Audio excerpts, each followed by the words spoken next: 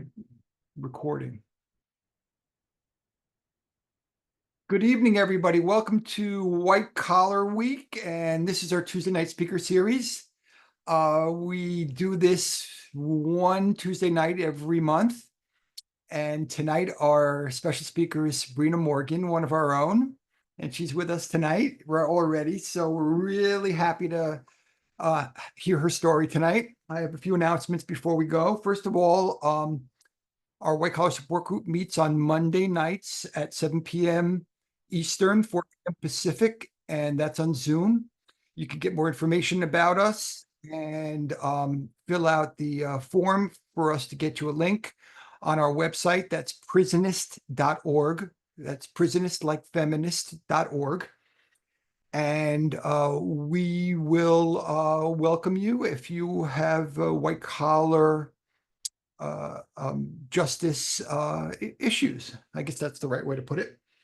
Let's see, a few announcements. First, we are prepping for our big conference. So we're having the first white collar conference that's run by white collar justice impacted people for white collar justice impacted people. And that will be on October 19th. And we are planning or raring to go, getting graphics together, getting our ticketing platform together. We have our keynote speaker in tow, and we'll be announcing that soon. And we have our lead sponsor in tow. And I can tell you our lead sponsor is one of the largest and most prestigious law firms in the world. And we are so excited to have that kind of support. And I know that as soon as their logo goes up on our conference website and on our regular website, tons of other lawyers, especially with white collar departments, are going to want to get in on it. So anybody here, feel free to contact your lawyers who you're working with or who have worked with you in the past, and let them know that we're looking for sponsors. So more on that to come, sponsor packets to come. Keith will be sending those out probably the first week of August.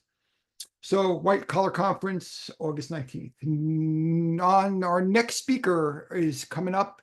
We have no speaker in August, but we will have one in September, and that's Molly Palmer. She's going to be on September 10th, and she's a criminal defense lawyer from Atlanta and a commentator on Court TV. And another influencer out there in social media world like Sabrena is. And she's also on the board of directors of the National Association of Criminal Defense Lawyers. So we'll be able to get the word out there, and that should be a great one too. So you're going to need to register for that in advance, and maybe I'll get a chance to put the link in this chat for anyone who's with us tonight.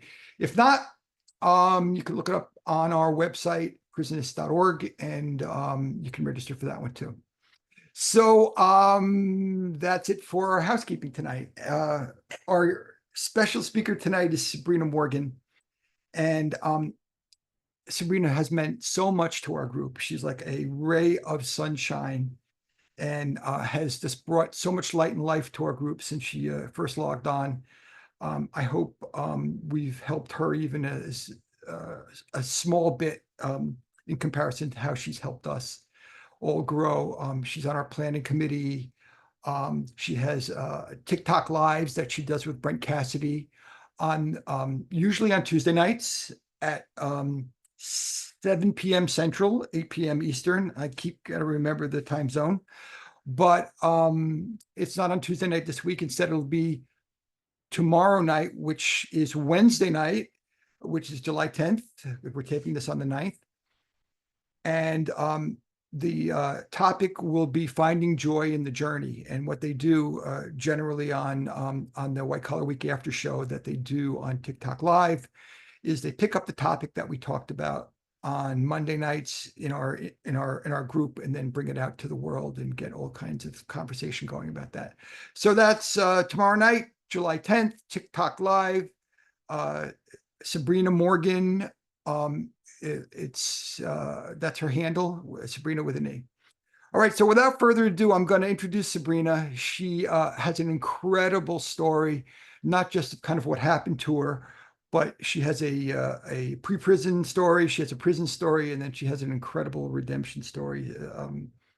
and can't wait to hear her story. So Sabrina, please take it away, and you have about a half hour, and so happy you're here. Thank you. And this group's been amazing. You know how much you've helped me. Um, so I wrote this whole speech out. I wrote a lot of it out and then I scratched the whole thing. So we're just going for it. So a little bit of my background. I come from a really great family.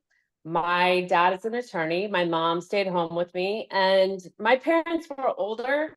My mom was 38 when she had me, and I was an oops. My brother's 13 years older than me. So they were not ready for what they're about to have to endure. But I was a tornado. I've always had a ton of energy. I've always been creative. I had imaginary friends, Tommy and Hilda. I mean, we did some things. And my poor mom and dad, I mean, I put them down through it, bless their hearts. But I have a wonderful home. I had a wonderful home life.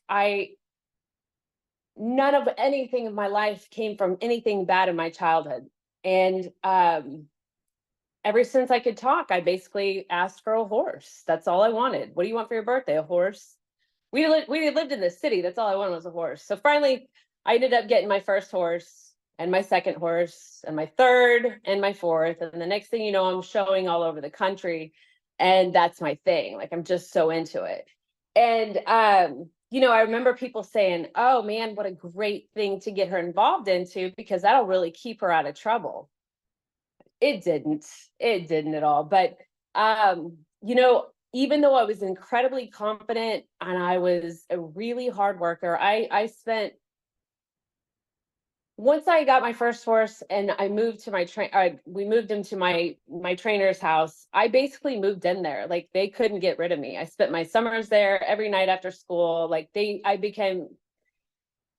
I pretty much became part of the family because they just couldn't get rid of me because my horse was there. So, I mean, I'd go live in the barn if I could. So I didn't just have my own family. I had the support of I had a whole nother family. So I had a big family with both these parental figures, and they were all wonderful people. And so, but I started struggling with body image, and body dysmorphia really took over.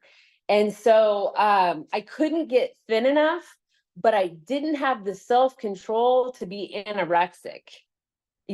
That's some self-control to really just not eat. I didn't have that. And so I got into the diet pills, and they were never enough. And I had a friend that was like, here, do you want to try this meth? And I'm like, yeah, I do. I wasn't afraid of anything. There wasn't anything in my head that was like, oh, this could possibly hurt you. There was nothing there. So I did it. And the next thing you know, I'm going out and meeting with, I now have friends that are bikers. I'm hanging out with bikers.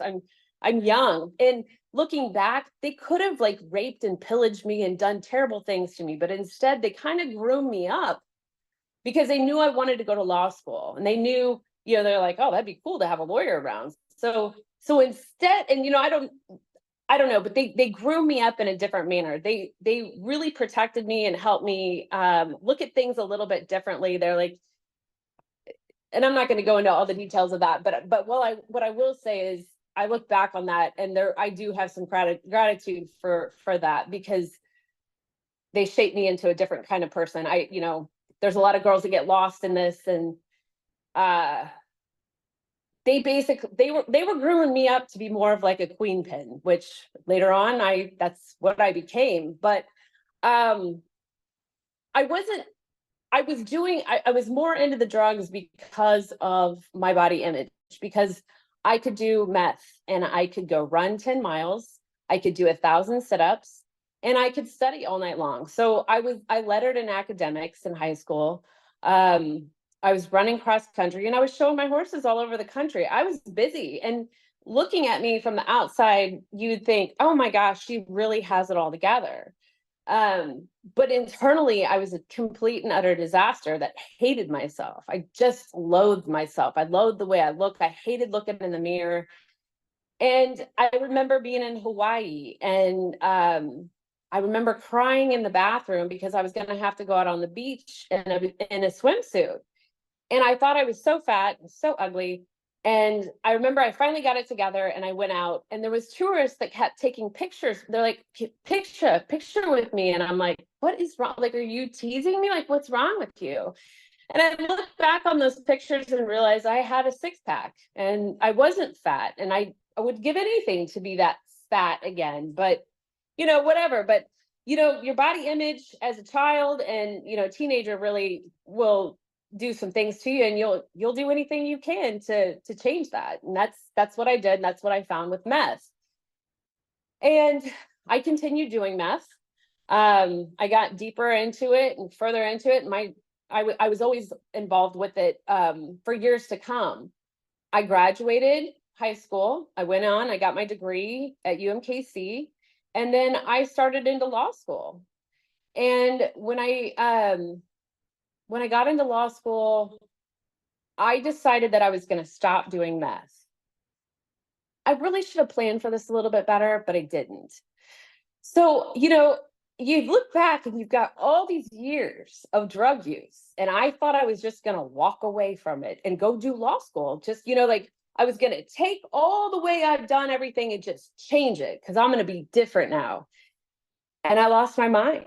I completely lost my mind. I started having terrible panic attacks. I would pull over on the side of the road and try to find my breath. I thought something was sucking all the air out of the world. And so, I finished 1 year law school and I quit. I remember I was walking up to the building and a bird flew into the building and hit the brick and then died at my feet. And I was like, it's a sign, I'm out of here. So I quit law school. I got into real estate, did really well with real estate for quite some time. But in the midst of getting into real estate, I met my now ex-husband, and we drank a lot of whiskey, and it was a lot of fun at first. And then we ended up married, and I'm not doing meth at the time. I'm not doing that, but I am drinking incredibly heavily. So I ended up pregnant with my daughter. I was never a real maternal person. I never wanted kids, but I was pregnant with my daughter. I'm married. I'm doing what I think is what you're supposed to do, which you've been groomed up to do your whole life. You get married, you have a kid, and this is what you do. And I was so unhappy. And so I have my daughter. She is the love of my life. As soon as she comes out, this is all I want is her. This is my voodoo doll. This is my everything. And she's the only thing that matters, and she's the only way to hurt me. And my husband at the time knew that. And so he really took advantage of that. And I remember talking to my dad, and I'm like, listen, I can't keep doing this with him. And he's like, what you're going to do is suck it up, because you need to wait until this kid can talk well and walk before you pull the trigger on a divorce. And you're sharing custody with a pretty interesting individual. And he was right. And looking back, I probably should have waited, but I was losing my mind. I couldn't take it anymore. And so we got divorced. And then comes the custody battles, which, a lot of times when you're in that space, you don't think about what sharing custody is going to look like. And my ex-husband and then his new wife, they did everything they could. And I'm not going into all that.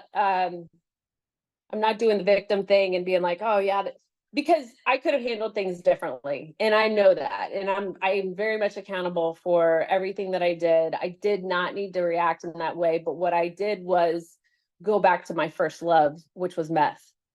And the pain and everything I was going through, that's where I went straight back to meth. And I started using again. And Lily would have been about 5 at this point.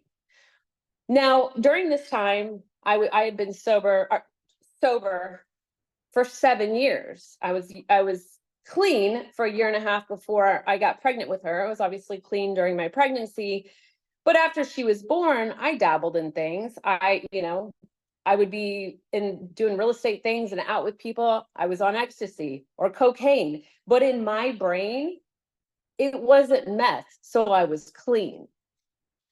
I don't know that if I ever would have said that out loud to anybody around me, that they'd been like, yeah, that makes perfect sense. But in my head, that's how that works. So that's what I did.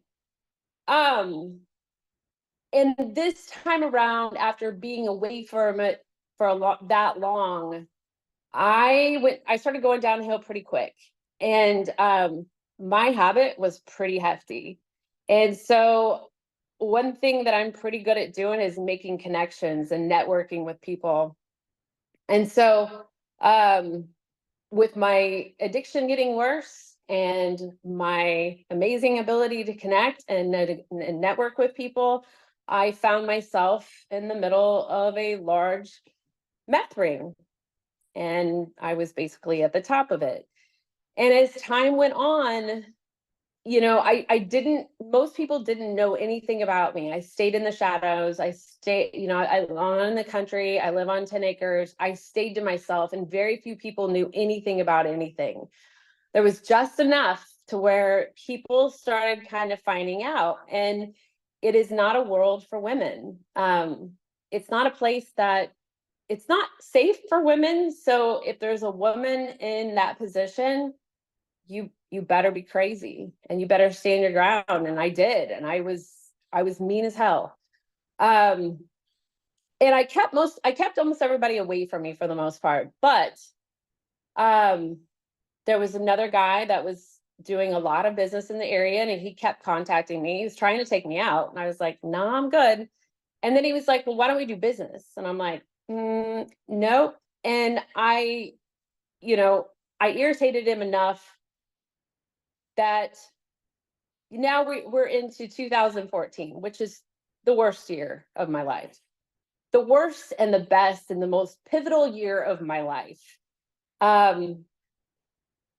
In January, this man had it with me. He was mad at me because I wouldn't go out with him and I wouldn't do business with him. And I get this very lengthy page after page text message of what he's going to tell the feds. And I remember reading this text, and he's telling him, yeah, I'm going to tell him that I saw you with this much meth and this much money, and you're going to go to the feds for this. And I thought, now I've been to law school, and that is bullshit. You're not, okay, whatever. I'm not even answering the guy back. I'm just reading all this, and I'm like, yeah, whatever. So this is late January. Things are starting to get weird because after I got those text messages, I started noticing that the same cars were following me. And I'm in the country, so I'm in a spot where, like, you're gonna know if people are driving by because you've got your same old folks around here driving by down the street. So I started noticing some things. And by February 2nd, things were getting really weird. I had an old truck. I bought an old truck, and it had something wrong with the four-wheel drive. My daughter and I had gone out to Dave and Buster's to go play games. That was our favorite thing to do, still is. And we went out there, and I realized this was my project truck. It was going to be black with hot pink, and I had these really cool wheels on it. And the wheels that I put on it didn't have the greatest tires. They were real cool looking, but they were not for the snow. They were mostly for, hey, that looks really cool. And that doesn't work out when your four-wheel drive is now out in this truck. And so anyway, we were on our way home, and I got on the phone with a friend of mine. And I was like, hey, I need you to look at this transmission. I said, I think, there's something wrong with this four-wheel drive. I said, I think it might be a pin. I knew just enough to be slightly dangerous. And, he's like, I'll be over. Because I'm going to tell you, at the time, I probably would have been out there trying to get it, figure it out. But he came over with his ex-wife. They were super good friends. I had only known this guy for about a month and a half. And in that month and a half, if I'm being honest with you, we had been in multiple high-speed chases. So I didn't think, I knew he was wanted. I knew this was not the person you wanted to go do anything with. So this guy comes over, his wife friend is here. And so he goes out there, he's working on my truck, and he's like, do you want to test drive this thing? And I'm like, yeah, sure. my daughter's here, but this lady, she's actually one of the sweetest ladies ever. She was like, oh yeah. Uh, oh, how do I do this? Okay. So anyway, I was like, okay. And my daughter's in bed with her giant dog. And I'm like, she's fine. Everything's fine. I'll run down the street and see if we can get this transmission, if the 4-wheel drive will work. So we go down the street. We're not even a mile away. And I was like, yeah, it doesn't work. Let's turn around. So we were getting ready to turn around. We pulled into a driveway. And it's midnight and it's snowing and it is cold and nobody's out on the road, just our dumbasses with no 4-wheel drive. So we're turning around in this driveway. All the houses sit way back off the road. So there's nobody close to us at all. Pull in this driveway, getting ready to back out. And here comes this cop car and he flips his lights on. And the guy looks at me and I look at him and he's like, I'm going. I was like, whatever. I just put my seat. At the time I was like, oh my gosh, I didn't know he was wanted. That's a lie. So I just put my seatbelt on. I was like, good luck, buddy. I thought, I'm close enough. I can hike it back. If I have to, I'll just bail, So he takes off. But this cop car does not chase us. It sits there. And we get up towards the top of the hill. And I said, that car is not coming for us, right? And he's like, yeah, I don't understand what's going on.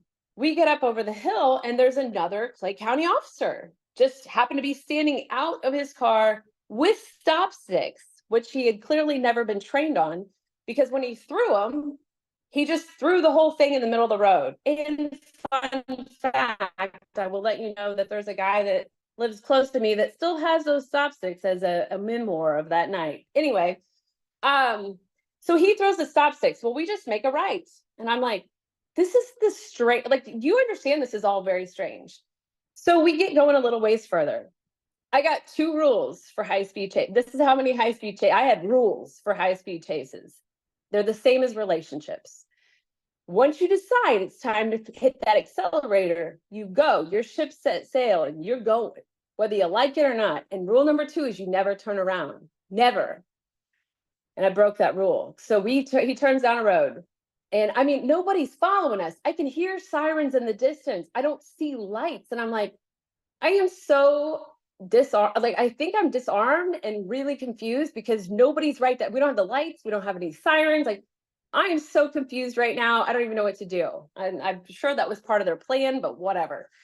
Anyway, so we turn down the street and I'm like, listen, I don't think this road goes through. I really don't think it goes through. And he's like, I thought we can't turn around. I was like, turn around. I don't think it goes. I said, we might have a chance to get back out there and get. Anyway, we broke the rules. And when we popped back over the hill, there was a cop car sitting off on the side of the road, off the road. Nobody was in harm's way. Nobody was ahead of us. It was snowing, icing. We're going about 25 miles an hour, a whole 25 miles an hour. It couldn't have been much more than that because it was slippery. So the cop is standing outside of the car and he flashes it at the windshield and he sees where I am and he shoots 5 times into the front of the vehicle. And when you're on the receiving end, you don't hear it. And it's kind of a weird thing, but I could see that the gun firing. So I'm like, he is shooting. As we went by him, he shot 5 times in a very tight pattern at the back of my head. And 2 of those bullets were lodged in the metal of the headrest and 2 were lodged in front of me on the dash and 1 was in my head. And the guy driving said, oh my God, they're shooting at us. And I said, yeah, I just got shot. And I went like this and blood poured everywhere. And he's like, I have to get you to the hospital. I said, yeah, you're not going to get me anywhere. I said, let me out. He's like, what? I said, let me out. I said, this is the only way this is going to work. I'm going to have to let them pick me up to get me to the hospital. Like, this is not bad. Or this is really bad. And so he stopped. He stopped. I jumped out and I said, go. And I slammed the door. And in that moment, it was this weird, surreal moment where like everything's quiet. Like you could see the cop cars coming, you see the lights, you see it all. And at that time, it was just me and my subconscious. And my subconscious is an asshole. I mean, what are you gonna do now? Like, what now? What? Look what you've done. You know, I'm like, oh my God, how do I get out of this one? But there was another voice in my head that's like, what are you gonna do? It was a quiet, calm voice that was not my subconscious. Like, what are you gonna do? Are you gonna fight for this? And I was like, there's just something about me in my life. Like, you mentioned fighting, I'm in. Like, that's the spark of my life. You fight? All right, cool, let's go. So I'm like, yeah, I'll fight for this. Okay. So the cops surround me and I'm like, hey, I have a bullet in my head. I have blood pouring into my favorite boots, which, by the way, is what was pissing me off more than anything at this point. I'm like, you're ruining my boots. Like, how dare you ruin my boots? I got a bullet in my head. What do you, anyway. So I'm like, so let me ask you guys something. Like, is that your policy? That your policy is to shoot a passenger in a vehicle where nobody's armed? And he's like, you guys shot at that cop back there. I said, oh. I said, well, I'm pretty sure at some point you're gonna recover that truck. And when you do, I encourage you to test for gunpowder residue, because I promise you're not going to find it. Then what? What are you going to do then? And this cop is like, I don't know what to do. And nope, none of the cops are really talking. Normally they have a lot to say. Nobody knows what to say. I'm like, you shot the passenger. Does that make any sense in your brain? Like, wouldn't you think you'd maybe shoot a tire, make the car, like, you trying to stop the car? Or were you trying to kill me? Nobody knows what to do. And I mean, I look like, I'm covered in blood from head to toe. So one of the cops was like, hey, I just need to pat you down. I'm like, yeah, okay. So I'm finger planing in my own blood on the top of this cop car. I'm like, if I ever see this video, I'll probably drop dead. But it's so crazy. Anyway, I had my hair in a high ponytail. And so here comes the ambulance finally. I had one cop standing behind me with a maxi pad trying to I'm like, don't touch me. Don't do it. And I'm on the phone. I called the lady that had my daughter. I said, listen, I just got shot in the head by the cop. I'm standing on the side of the road with a bullet in my head. Hey, yeah, so I just got shot, and you're gonna have to get a hold of my dad. Here's his phone number. And yeah, I'm not sure what's gonna happen here, but whatever. I'm literally having these conversations. And so the ambulance pulls up. And this guy's like checking me out. And he's like, you think your hair stopped the bullet? I'm like, what? He's like, there's a little nest right here. Like, I had this high ponytail, so the bullet spins. And I'm like, what? Meanwhile, all the officers are like, that's not a bullet in her head. That's glass. And I'm like, really? You can't smell that burning hair and flesh? You can't smell that? And I mean, I am talking so reckless to these people with a bullet in my head. So I said to the ambulance driver, I'm like, hey, can you just pull this thing out and give me a Band-Aid? Because, like, I'm cool. I'm just going to go on home. I was like, I'll walk if I have to. I don't care. And he's like, you're going to get in the ambulance and you're going to go to the hospital, because I'm not pulling the bullet out of your head and leaving you on the side of the road with a Band-Aid. Get in the truck. So I get in there. They take me to the hospital. Blood is just pouring everywhere. But I am so bound and determined to get to that hospital and make sure they pull that thing out and let everybody know that that's a bullet, after these cops are like, oh, it's just glass. I'm like, no, it's not. So I'm mad as hell.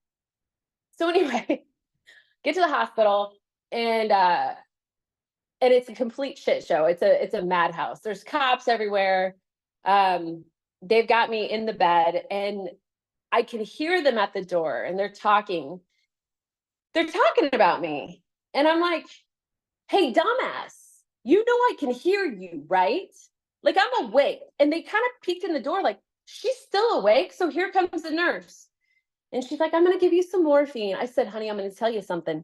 You can hit me with every drop you have in this facility, and I'm going to tell you something. I ain't going out, because I'm going to stay awake, and to prove that this is a bullet, so I can sue these guys. That's what's going to happen. And she's like, okay. I mean, I look like a psychopath, I'm sure. So finally it gets around to where the doctor comes in, and he's like, yep, that's a bullet in there. And so he's like, we're going to go ahead and take this out. He's like, I think you got lucky though, because it's into your skull. He's like, I don't know how far it is. He's like, we're going to check it all out. And as soon as he said, yes, that's a bullet, I don't, I think the shock set in, and I only remember flashes after that. I don't remember the x-ray. I have it. I don't remember much of anything. The next flash I remember, I'm in the shower with two nurses trying to hold me up and get all the blood off of me. I remember waking up in a hospital bed, and there was this lady officer sitting there, and I'm handcuffed to the bed. And all I said to her was, "You got any pink ones?" I was talking about my handcuffs. I was like, "You got some pink handcuffs?" And she's like, "I might be able to get that." I said, "Cool." And I went back to sleep. And then the next time I woke up, I had my pink handcuffs. I'm like, "You're so cool. I love you." And she's like, "All right." And then I was out. And then my next memory, my dad's picking me up and I'm going home. And, you know, my parents are very wonderful people and incredibly supportive, but it's hard to know how to support somebody that getting shot in the head by the cops, that was a chink in my armor, because what people suspected was now becoming obviously a reality. It was the chink in my armor. It was that first crack where you can't really hide. You know, if the cops are chasing you, you're on a high-speed chase, that even if you're like, "I didn't know he was wanted," bullshit. You know, when there's smoke, there's fire. And there was, I mean, we were flaming. It was bad. So, you know, my dad didn't really know how to help me or how to talk to me about it. How do you talk to somebody that just had a bullet in their head? And so when I came home, I had about a week before my daughter came back, and I was really angry. And I wasn't angry because of why you think I would be angry. I was upset the cop shot me, but I was more angry that I was still alive. And I'm really embarrassed by that. But yeah, I was pissed that I was still alive. Like, why did I get shot in the head? And why the hell am I still alive? Like, why would God do that to me? Like, this is bullshit. Why on earth would I survive this when people die from the stupidest accidents? Here I am, a drug addict. Here I am I'm acting like a crash test dummy, and I'm going to live through this and be fine. I'm just going to walk through life. And I was angry about that. And that's an embarrassing thing to admit. And I didn't realize how embarrassing that was till I was really thinking about this today. But that's the reality. I was more mad about that. So, you know, 6 months passes by, and what I failed to mention was, not amongst the cops in the hospital, the feds showed up. And it was at that time I knew what time it was, and I knew they were coming for me. And I remembered the text message, and I realized that the power of words and a text message is actually something when it comes to the feds. So 6 months later, I was indicted, and none of that stuff defines me. Not a single bit of it defines me. They're interesting stories, but the comeback of my journey is where I'm most proud of. But the day I was indicted, I was coming back from my parents' house that morning, and I popped over the hill, and my driveway was full of feds. My pasture had rangers. I was like, "Why are there rangers here? Like, what of all things?" I believe there was a helicopter. That was a little overkill. And then obviously the county cops, and they surrounded me. I pulled in my driveway. They handcuffed me, and they put me in a Jeep Grand Cherokee that was dark red with black interior, with a man with a thick Russian accent. And he was, I guess, an agent. He told me he was an agent. And I watched as the cops, you know, were all over my house. Mind you, they never found anything ever. But I'm watching them search and do all this stuff. And I'm just sitting there with this man, and he starts to speak, and he has a thick Russian accent. And he's like, "You know, today is my last day. I retire. This is my last arrest. And I retire after today." I said, "Oh, really?" He's like, "Yeah." He said, "I sure do." I said, "Okay." And I don't remember all the details perfectly clear with him, but this conversation with this man is one of the most I think this is my Roman empires thinking about this conversation with this man, because it was so powerful and it meant so much to me. And at the time, I didn't really understand why. But this man proceeded to tell me that he's like, this sucks. He said, I think you've been hiding for a long time. And I think you've been hiding for a long time. He said, but I think you need to look at this as your opportunity to change your life. Like, you can't hide anymore. You can't hide your addiction. You can't hide the problems that you have. He said it's going to be on the news. And he's like, you're going to go to federal holding for a little bit, and then you're going to be released on pretrial. And you can take this as an opportunity right now to start rebuilding your life. And this can be your moment of change. And he's like, it's not going to happen overnight. And it's not going to be something that's going to be easy at all. He said, but you never know. Years down the road, this might be the best thing that ever happened to you. And there was a lot more to this conversation. It went on. And he actually is the one that drove me to the federal courthouse. He also didn't know how to get there. I was like, am I being punked? Am I kidnapped? Like, are you guys kidnapping me? Like, are you serious? The man did not, he went the wrong way. And I'm like, hey, dude, do you know where you're at? And so I had to tell him how to get there and like where to go.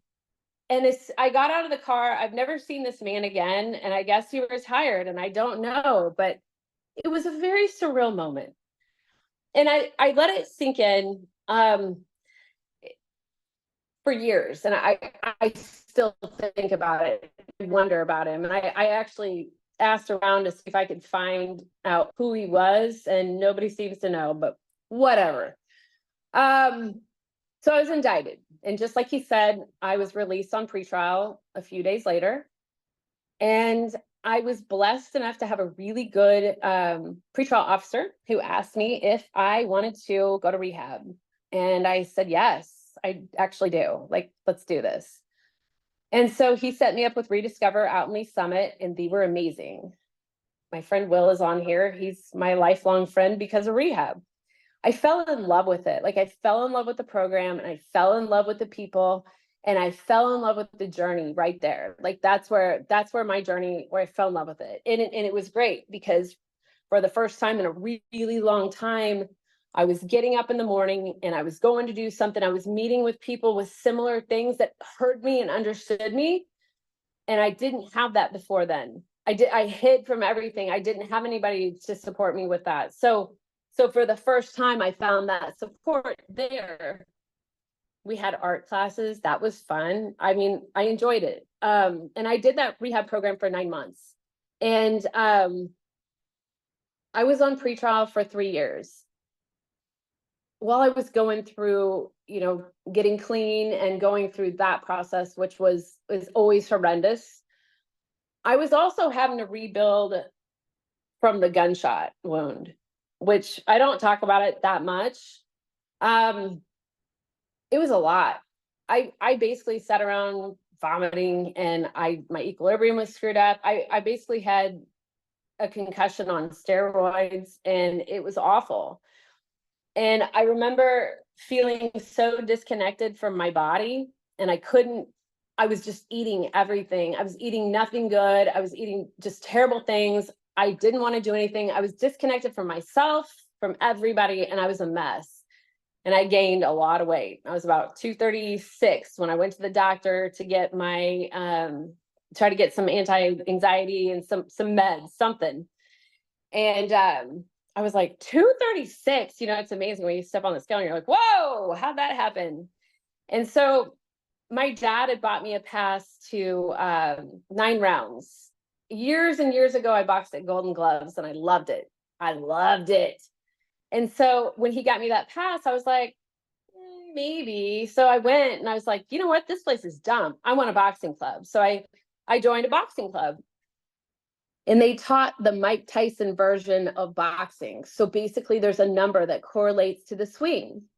And so then, you have to learn these moves. And while they call them out, that's your class. And so I sucked so bad at it, and I was so pissed off that I couldn't get it. I couldn't get it. And at that point in time, like I had developed a stutter. I had a list. I was a mess. And so I was like, I will get this. Like, this will happen. I will stay here for every single class until I get it. I did get it. And I got it. And then I got the email that the boxing club was closing down, and I about drove off the road. I was like, what? No, like, this is my only thing in life right now. Like, this is all I have.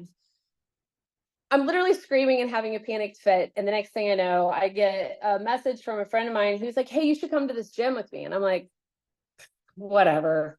So I went. And when I walked in, I ran into an old friend, and I started training for bodybuilding with him.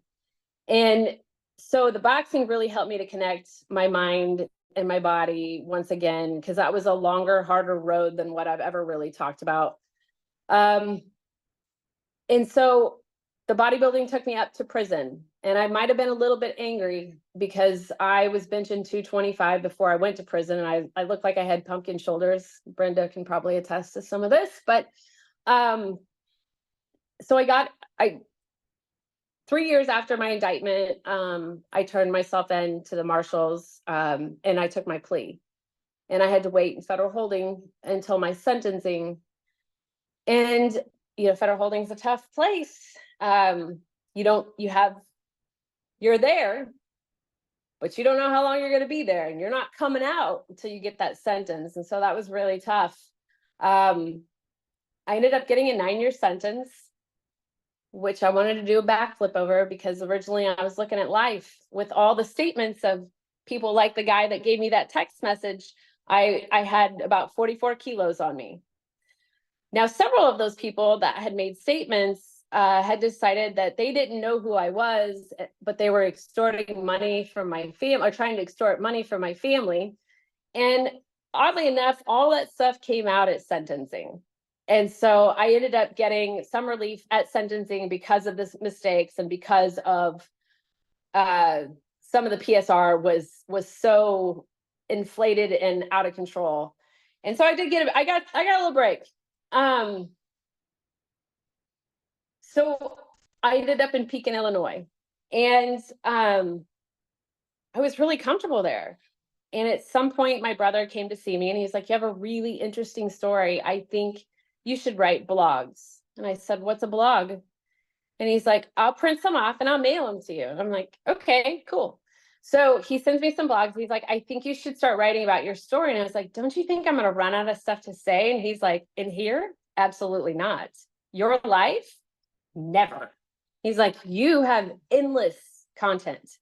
So he sent me books on like TED Talks and all this stuff. And I was like, okay, I can get excited about this. So I started blogging. I would pick a topic and I'd write all week. And then on Friday, I would land the plane. And Saturday morning, I would get up and I'd start typing. And I would type out my blog. Of course, you could only type for 30 minutes at a time. Then you had to wait for 30 minutes. Then you could type for 30. So I would battle that all day long till I got my blog, and I would send it to him. The characters on the email for prison is 13,000 characters is what you can write for an email. So I tried to make my blogs fill that up. But it was interesting because what I realized is, like, the TED Talk books that he sent me, 13,000 characters translates into 2,500 words, and 2,500 words translates into an 18-minute speech. And so basically I was training myself to do what I really wanted to do, which I want to do a TED Talk. I can't wait to be like, welcome to my TED Talks. So yeah, so that was an interesting change of events. And he was publishing them for me. He wasn't doing much edits, but he was just like, I'm publishing your blogs on Medium. I didn't even know what it was. I'm in prison. I don't have no idea what's going on. And it was great because I was writing from an ivory tower. Nobody could touch me. I could say whatever I wanted to say, and nobody could touch me because I was never going to see a bad comment. And so, so I did. So I wrote a piece on Ghost Dope. And I remember it was during COVID, and we'd been locked down. I couldn't use the phone. So the first phone call that I could make to him, he was like, guess what? Guess what? When I Google your name now, it's not a pile of meth. I'm like, that's great. What is it? He's like, it's your blogs. So now you're creating your own narrative. And I was like, hey, okay. So, you know, all the stuff that I had learned about blogging and analytics for looking at like best times to post blogs, he'd sent me all this stuff. You know, it transformed into to the TikTok and everything like that. But I didn't know that was going to happen quite yet. So I got released early on the CARES Act, and I got released at my 50% mark, which that was June 1st, 2021. And I've been on home confinement ever since. I remain on home confinement till February 4th of 2025. So I've had some time to think, because, you know, you come out of prison and, you know, prison, you're surrounded by everybody. You can't wait to get away from them. And then you come to home confinement where you're basically in solitary confinement with some animals, and you're home doing your thing. So, so here I am. And since I've been home, I've continued to blog, and my daughter was watching TikTok and she was like, I was like, what are you watching? That is so dumb. Like, why are these people dancing? And why are you watching that? Why can't you stop? And she's like, just download it and please leave me alone. I'm like, what? I was like, I don't want to watch these people dance. She's like, type in prison and you'll find your people. So I did. And I was like, I can do this. So in the boredom of home confinement, I started making TikToks. And through that, you know, it's amazing. You start building on different things. You know, I've made more contacts and more friends. I found this group from TikTok, from Gina finding me on TikTok, and that's why I'm here. So like all the little things that you do, and you just, the small steps that you take, you do what you can do, and then you just keep moving forward. And so another thing that I found was dream.org, which I got involved in, and I became one of their fellows. I was on the fellowship, and my throughout all my interviews and everything, I basically sat on a soapbox complaining about how Kansas City doesn't have a federal halfway house, and how I find it ridiculous that I have to drive 88 miles one way to check in and do a UA, where they could have somewhere here that I could check into and do a UA. And you know, the next thing I know, they're like, okay, congratulations on your fellowship. Your dream project is getting a federal halfway house in Kansas City. And I was like, oh, on home confinement. Yeah, that sounds real easy. So I summoned my networking abilities, as I learned from long ago, and I started making some phone calls, and I hopped on some Zoom calls. And I ended up connecting with the government affairs director for Dream, and started up a conversation with him, and I started talking to him about the halfway house issue, and we became fast friends. He's still one of my dear friends and mentors. And he said, I'm coming to Kansas City. We have a meeting with Congressman Cleaver's office. And I'm like, what? Okay.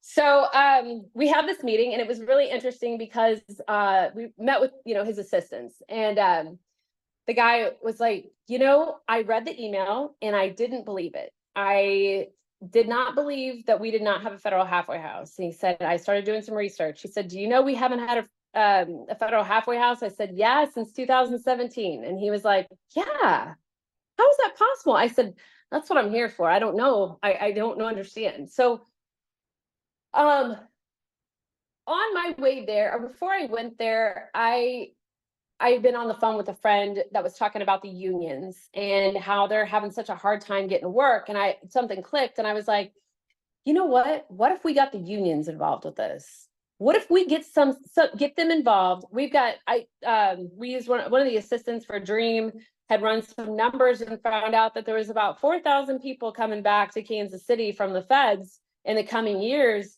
And I'm like, why not use those people to help fill the unions? It gives them a job with pension as well as health insurance, and gives them a purpose in life. So my dad happened to know a city councilman, our friend is a city councilman, And he knows the AFL-CIO for Kansas City, who's been amazing and a huge part of all this, who connected me with a federal judge. And now basically I've passed my baby along, and it's in the works of getting I think it's going to end up being a day center in Kansas City. My point to all this is that it takes us to go through what we went through. We basically, you go through, it's like a college, if you will, but it takes people like us to come out on the other side and to take our time and taking these steps and rebuilding our lives and pointing out these small things that you don't realize people don't think about. But it's a huge need, and there's so many of these needs. And so that's what I want to continue doing, is the reform, justice reform. I believe that prison and reentry need a complete divorce with no contact. I think that we need to separate it out. And there's so many things that I want to do. And unfortunately, I'm still on home confinement. Unfortunately and fortunately, I'm still on home confinement. And I've got a little under 7 months left to go. And so, I found myself getting really, really frustrated with this situation, because I wanted to be out there and I wanted to be helping people and I wanted to do everything. Like, I'm ready to go, but I have this restriction right now, and that's okay. So what I've ended up doing is getting into bodybuilding once again and reconnecting with my body to the point where I'm considering doing a competition next year once the ankle monitor comes off. So right now, July 22nd, I'm basically at my second trimester, if you will, for this rebirth that's about to happen February 5th. And while I'm doing, while I'm finishing this part out, I'm just trying to get myself as strong as possible, mentally and physically, and really finish and work it on myself instead of going crazy trying to get out and fix everything else, because that time's going to come. So right now I'm just focusing on me and getting through the rest of this so that once I get done, I can proceed on. But yeah, so that's basically my past, present, and hopefully my future. So there you go, and welcome to my TED Talk.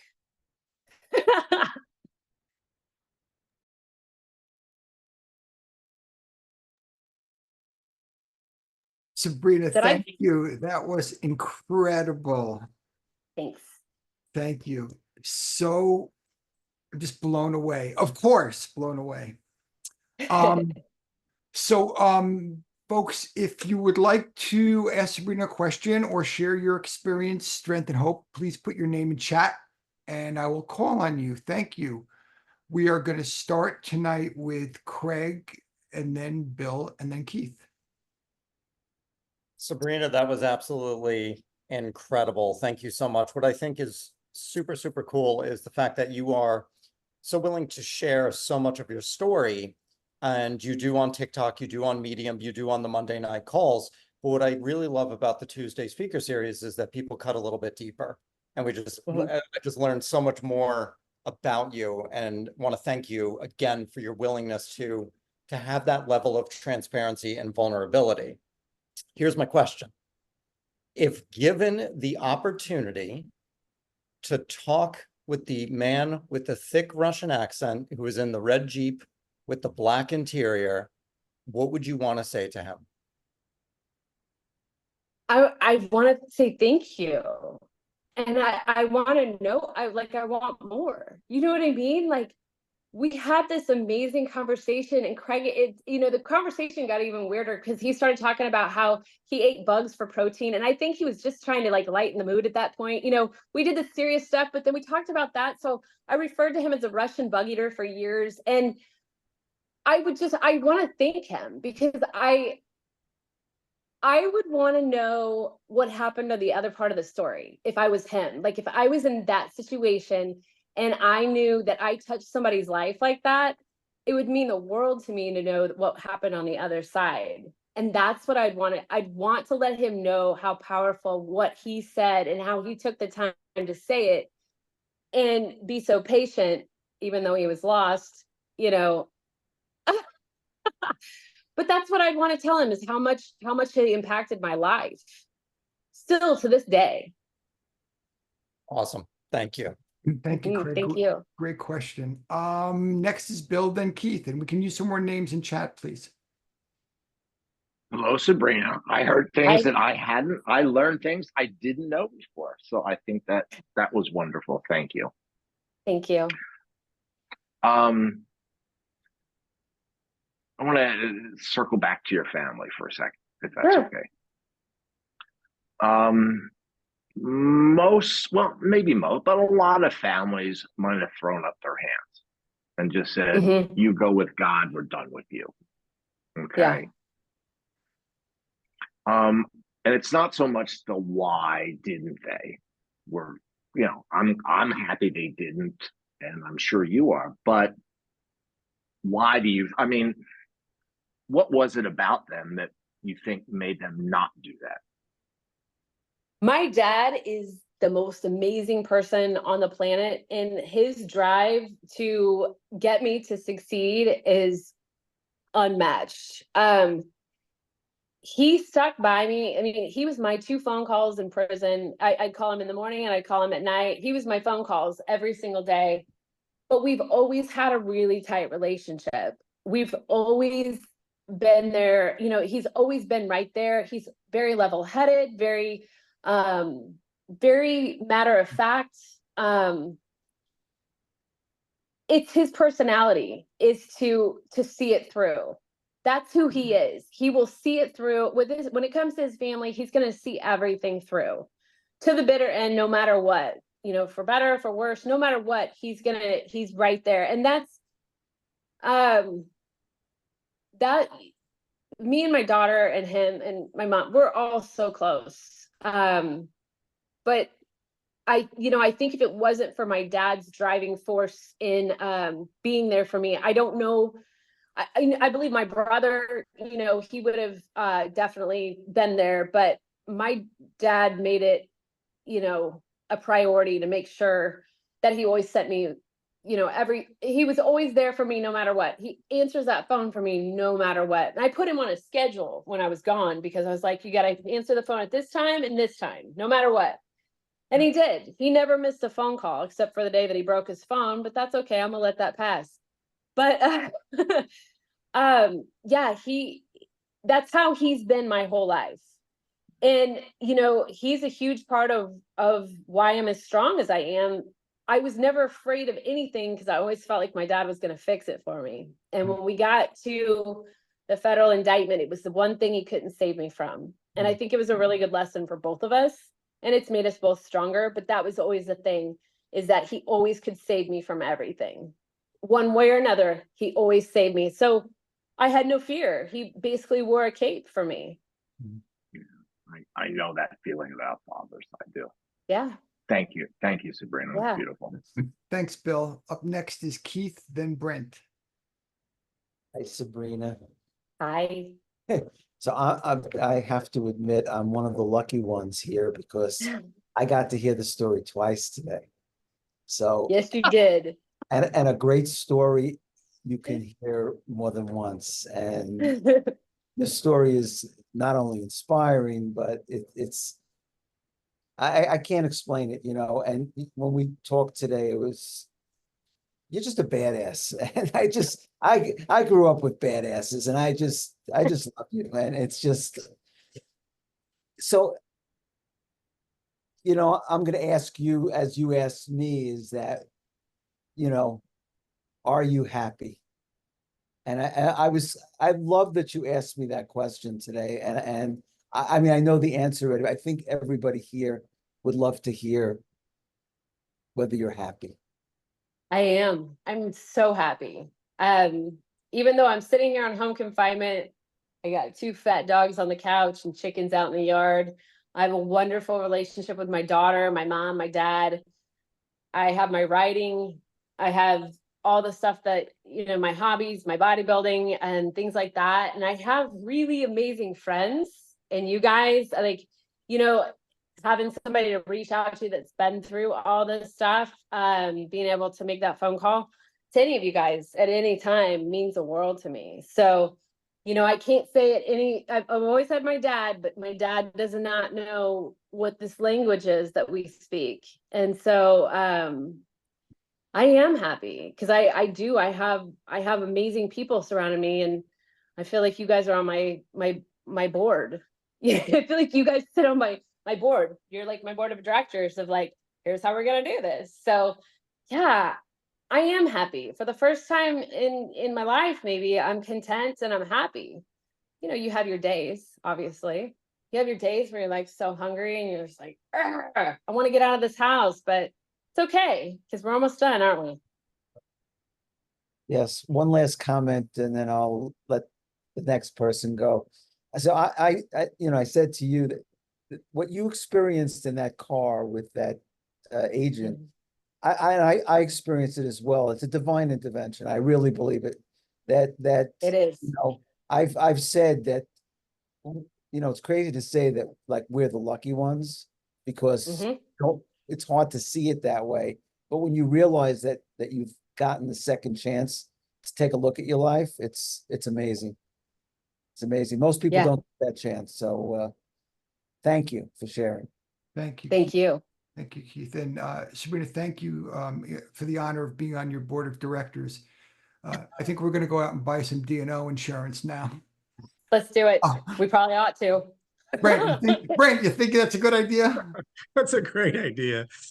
I just want to say, Sabrina, I'm so proud of you. You know, we talk a lot, and you know, when you were talking about how you went in and you got that union guy and then you got that judge, and you know, those are the things I think that really, whether it's this group or any group that's looking to try to get that, whatever that vibe is, to get back into society and feeling like you're doing something, you do that, and you're fearless, and then you have to be. But I think that's what your personality is and your story is, and I think that's, you know, why people follow you and they want to hear what you're doing, because you have that fearless attitude that is contagious, and I think it inspires people to step forward, which it affects so many people's lives.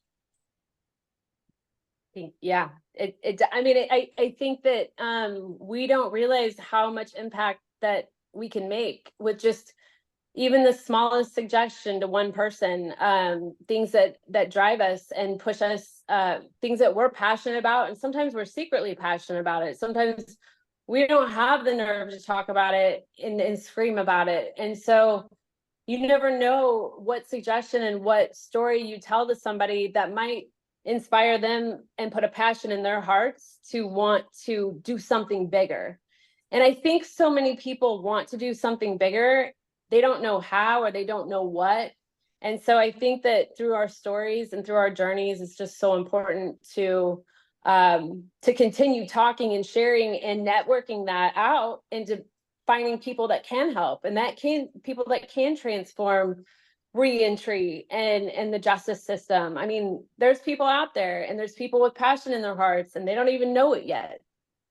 But the right person, the right time, and the right words, that's how things happen. And working on that halfway house for Kansas City was it was a huge lesson for me on the power of networking, and what all you need is some phone numbers in your phone. You don't have to be mobile. You don't have to go anywhere. You just need a few phone numbers in your phone and the right time to call these people and the right words to say. And the next thing you know, it's a runaway train and it's happening.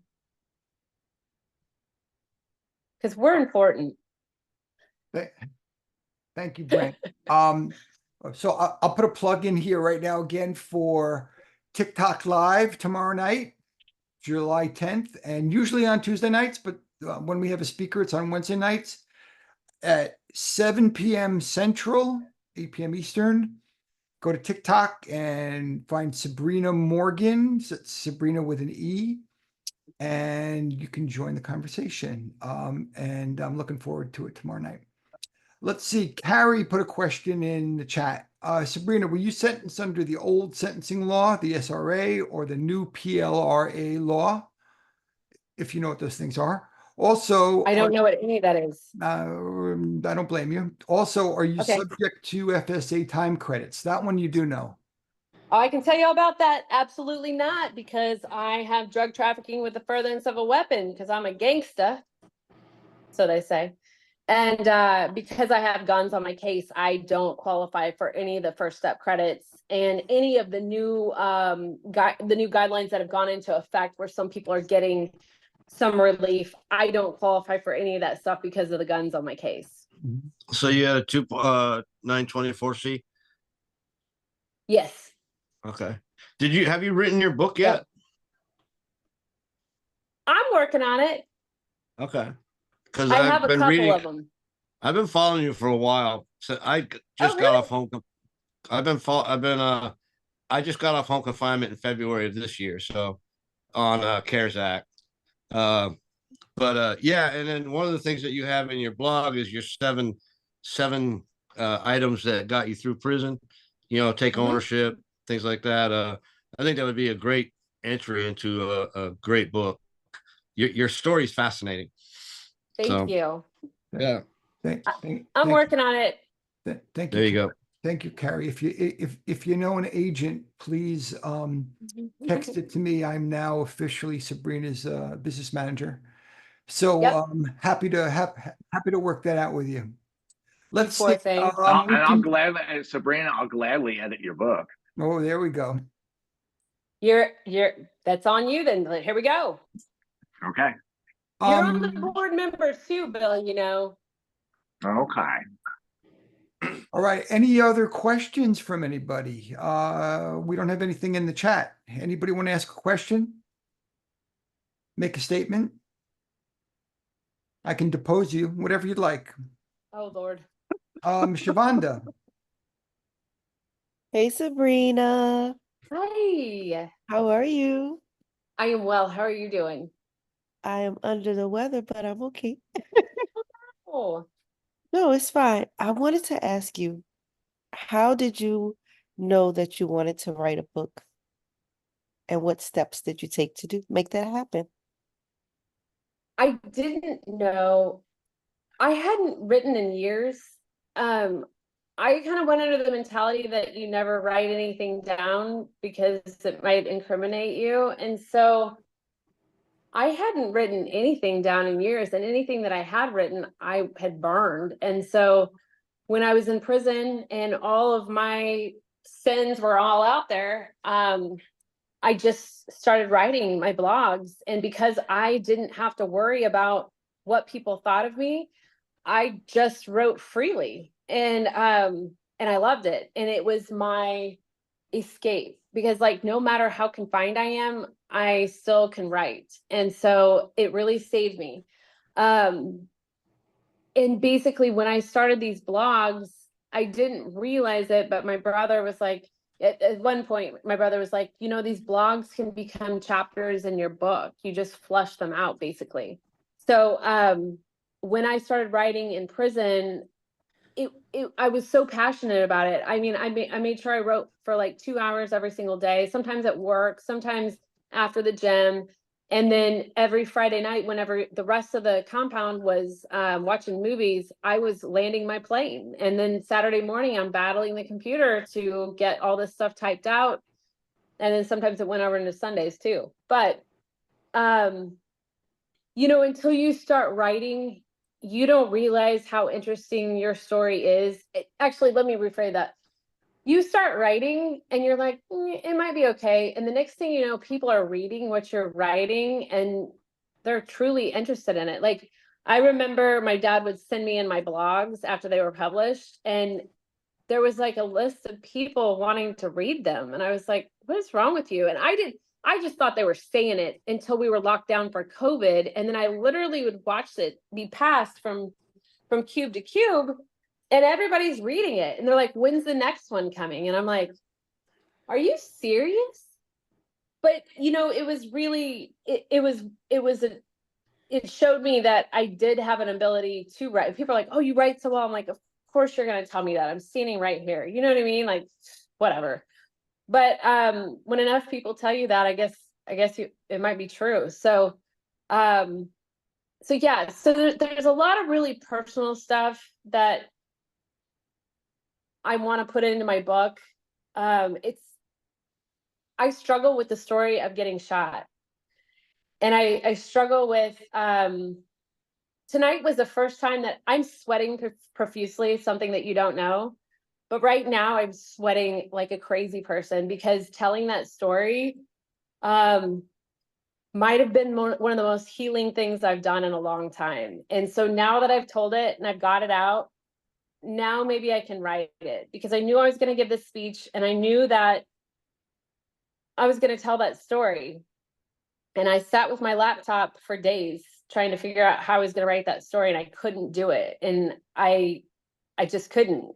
But I think after I just got it out, I was like, okay, that wasn't so bad.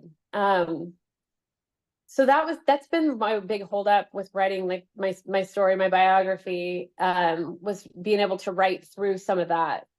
And now that I'm kind of, opening up about that part of my life, maybe writing it will be much easier. So I decided in prison that I was going to write these books. And I was a really dark person before, and I found God in prison.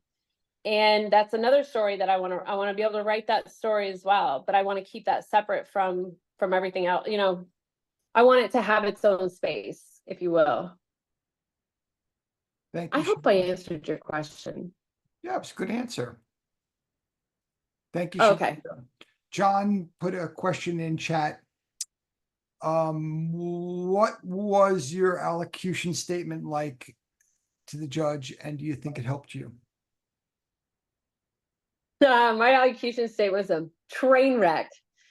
So I was in federal holding for a year before my sentencing, and so you don't have Google in there, and you don't have Chat GPT. I don't even think they had Chat GPT back then, but so, your grammar and like all that stuff, you're just shooting in the dark, sitting in a cell. And so it was a train wreck. Do I think it helped?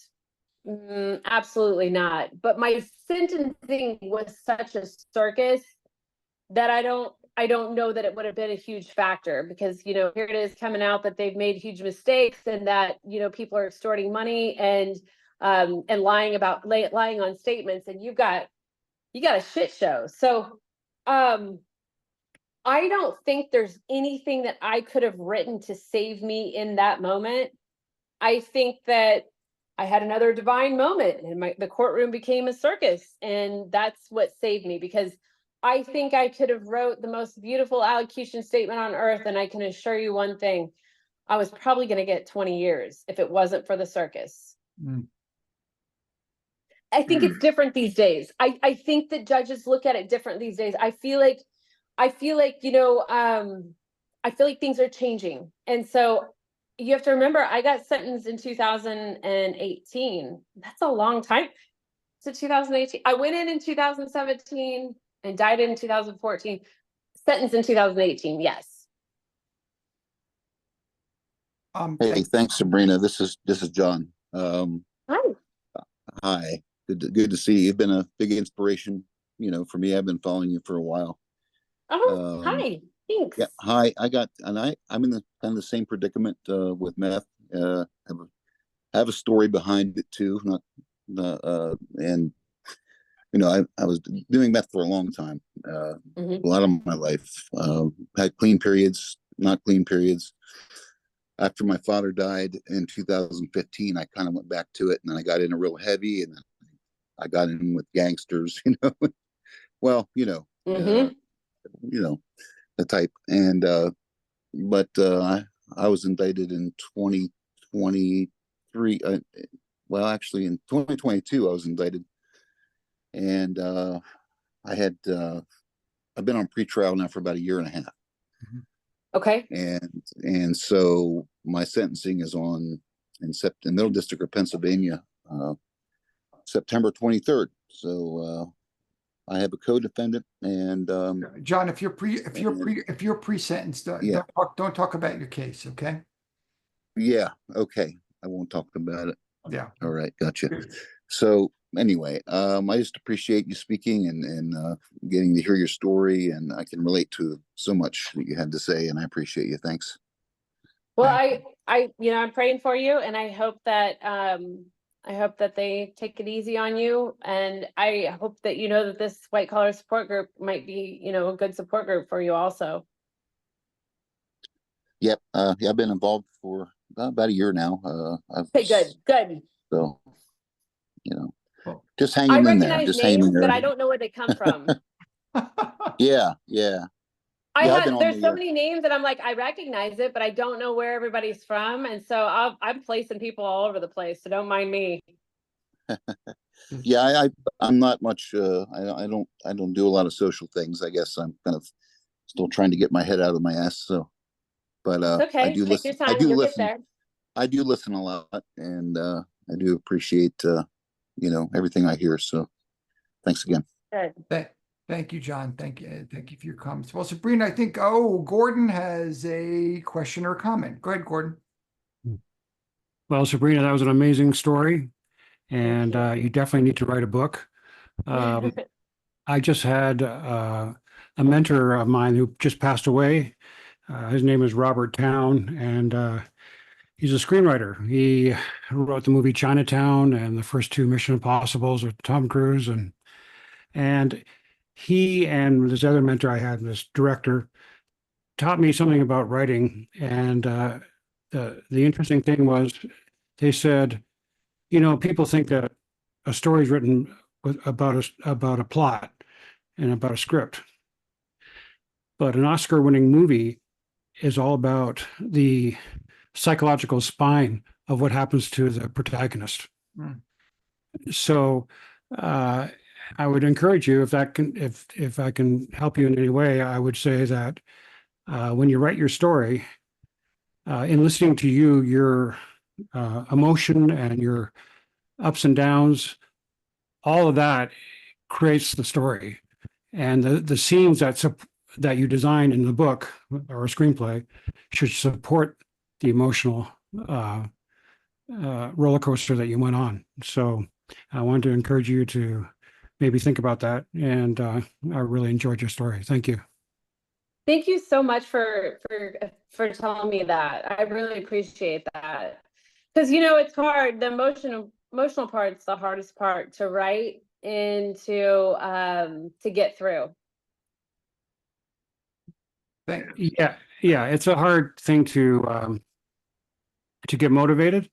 Mm-hmm. But people would tell me, just start writing, and don't think about what you're writing, and but let your emotion drive your writing, and not try to think about scenes, but think about the emotion, and Okay. have that drive the content of what you're trying to write. Well, thank you, Gordon. Thank you so much, Gordon. And Sabrina, we've come to the end because we have a hard stop. Thank you so much for putting yourself out there, and Thank you. And for being such an inspiration to so many people in our group and so many people in your TikTok community and everywhere. Just really a wonderful evening. So thank you for that, and thank you everybody for your questions and for tuning in. This will be available within the next few hours on YouTube, on our website, prisons.org. If you have a white collar issue, prosecutor for white collar crime, please join us on Monday nights at our white collar support group. More information on our website, prisons.org. Thank you, Sabrena Morgan. We love you. Thank you. We love you. Blessings, everyone. Reach out to one another, and we'll see you soon. Thanks. Good night, everybody. Good night, everybody. Good night.